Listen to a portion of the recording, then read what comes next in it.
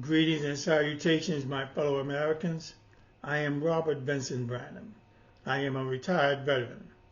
My fellow Americans and my fellow veterans, let me share this oral letter to former President Donald Trump.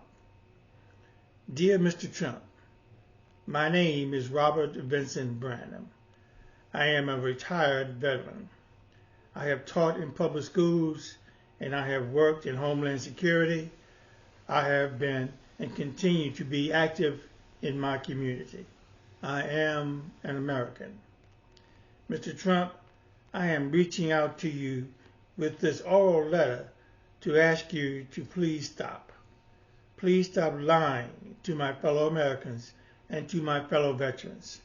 Please stop speaking in racist terms about my fellow Americans and fellow veterans of color who love and defend this country.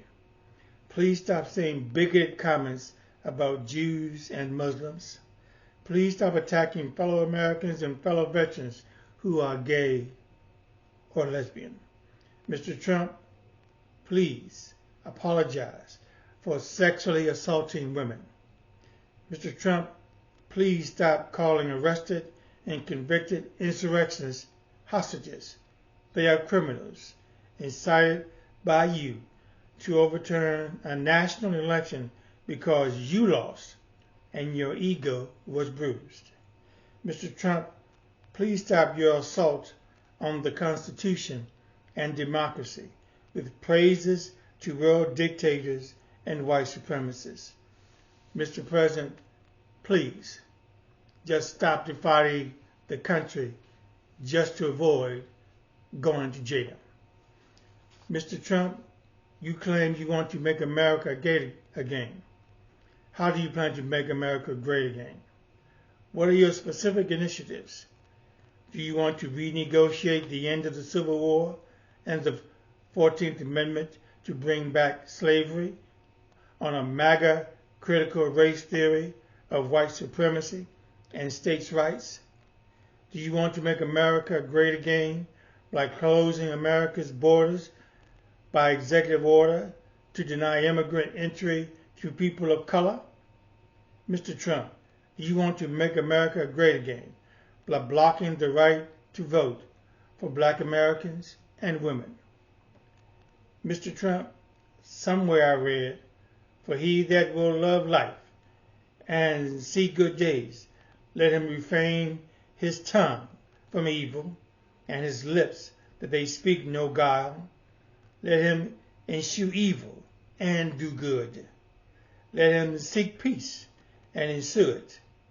For the eyes of the Lord are over the righteous, and his ears are open unto their prayers. But the face of the Lord is against them that do evil. Let me say one more time, Mr. Trump.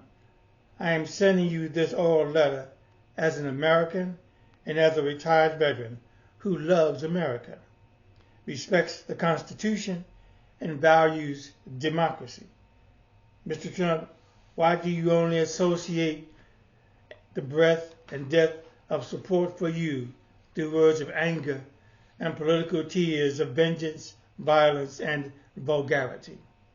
Many people have sacrificed their names, reputations, and in certain instances, freedoms and lives for you.